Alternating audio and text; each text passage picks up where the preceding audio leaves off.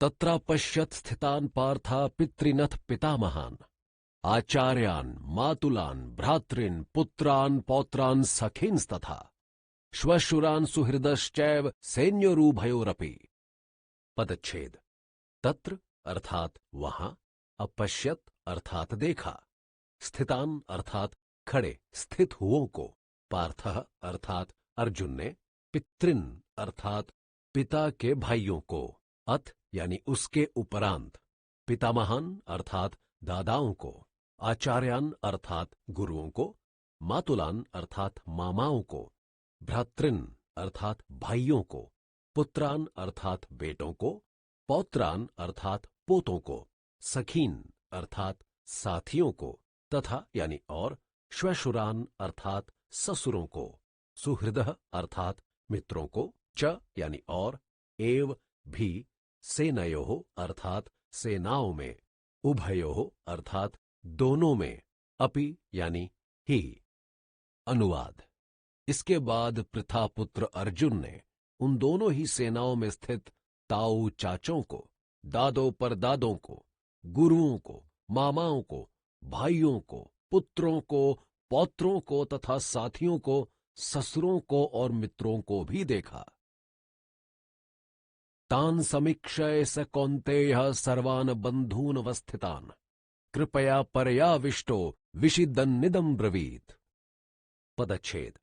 तान अर्थात उनको, समीक्ष्य अर्थात देखकर, सह यानी वह, कौन्तेयः अर्थात कुंती पुत्र अर्जुन, सर्वान यानी सबको, बंधून अर्थात बंधुओं को, अवस्थितान अर्थात खड़े हुओं को, कृपया अर्थात करुणा से, परया अर्थात अत्यंत से, आविष्टः अर्थात युक्त हुआ, विषीदन अर्थात शोक करता हुआ, इदम अर्थात इसको, अब्रवीत यानी बोला।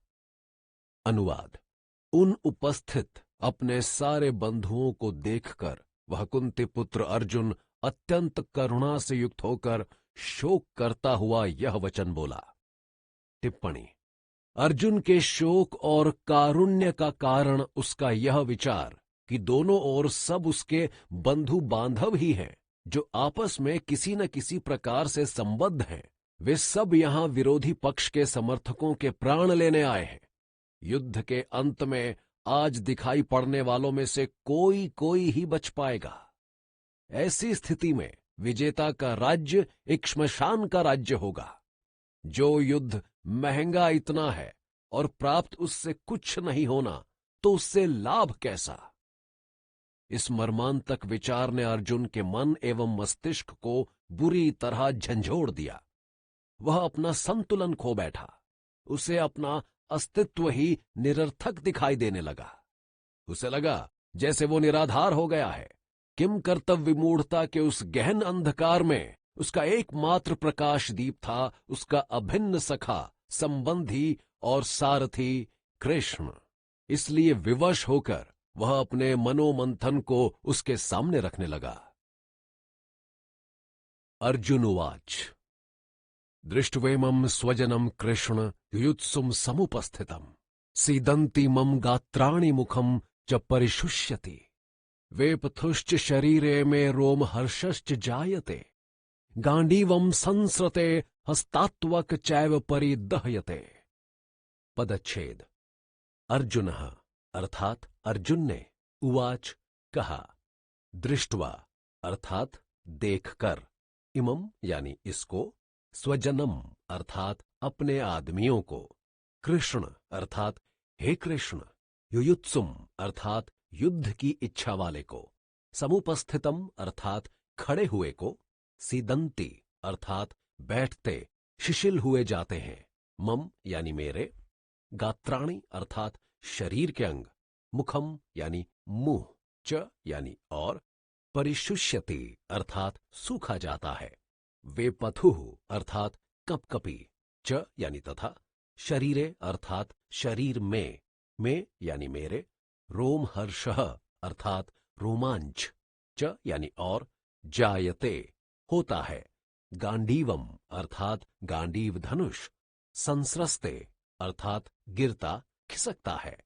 हस्तात अर्थात हाथ से।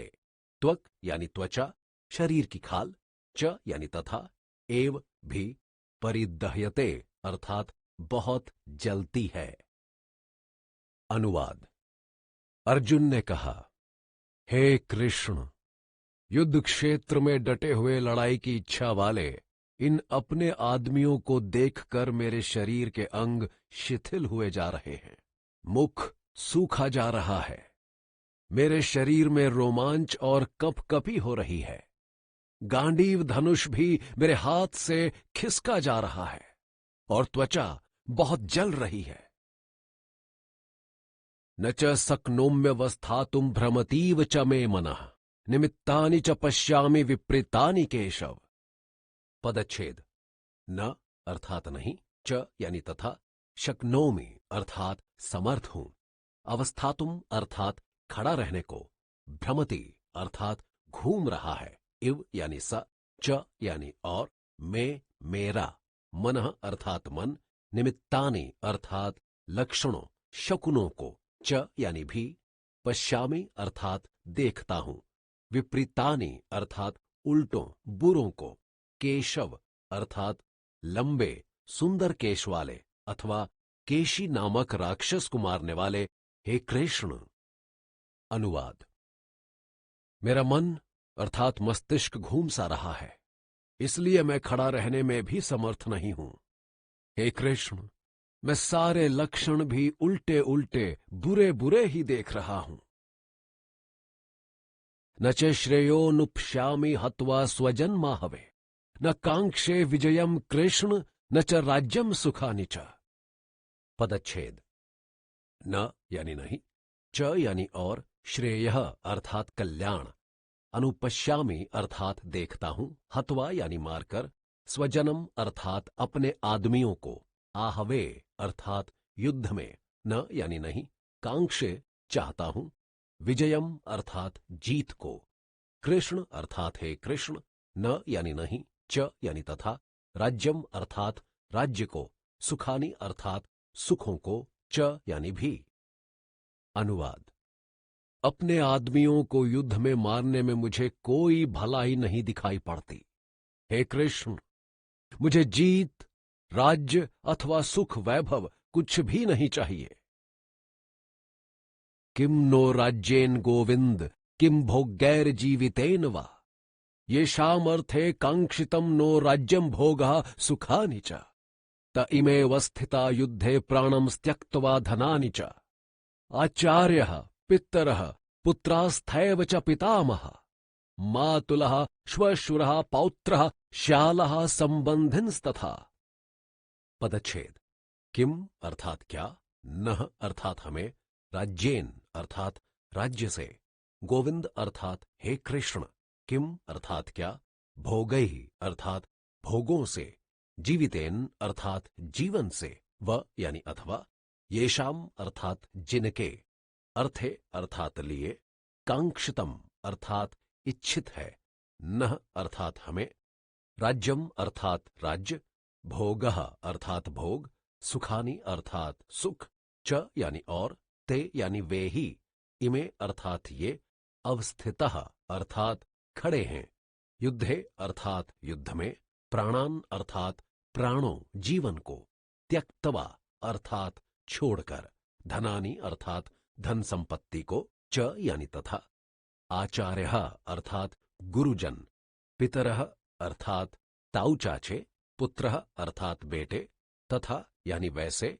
एव यानी ही, च यानी और, पितामह अर्थात दादा, मातुलः अर्थात मामा, श्वशुरः अर्थात ससुर, पौत्रः अर्थात पोते, श्यालः अर्थात साले, संबंधिनः अर्थात रिश्तेदार, तथा यानी और। अनुवाद। हे गोविंद, इंद्रियों के अधिष्ठाता अथवा गौओं के रखवाले कृष्ण, हमें ऐसे राज्य से क्या प्रयोजन है अथवा ऐसे भोगों से एवं जीवन से भी क्या लाभ है। हमें जिनके लिए राज्य, भोग और सुखादि चाहिए, अभीष्ट हैं, वे ही ये सब धन और जीवन की आशा को छोड़कर युद्ध में खड़े हैं। इनमें हमारे गुरुजन, ताऊ चाचे, बेटे और उसी प्रकार दादे अन्य रिश्तेदार भी सम्मिलित हैं। एतान हन्तुमिच्छामि घ्नतोऽपि मधुसूदन अपि त्रैलोक्य राज्यस्य हेतोः किम नु मही कृते। पदच्छेद। एतान इन सबको, न यानी नहीं, हंतुम अर्थात मारना, इच्छामि अर्थात चाहता हूं, घ्नतः अर्थात मारा जाने पर, अपि यानी भी, मधुसूदन अर्थात हे कृष्ण, अपि यानी भी अथवा, त्रैलोक्य राज्यस्य अर्थात तीनों लोकों के राज्य के, हेतोः अर्थात लिए, किम यानी कैसे, नु अर्थात निसंदेह, मही कृते अर्थात पृथ्वी के लिए। अनुवाद। हे मधु राक्षस को मारने वाले कृष्ण, इन द्वारा मारे जाने पर भी अथवा तीनों लोकों के राज्य के लिए भी मैं इन सब को मारना नहीं चाहता। फिर केवल पृथ्वी के लिए तो कहना ही क्या,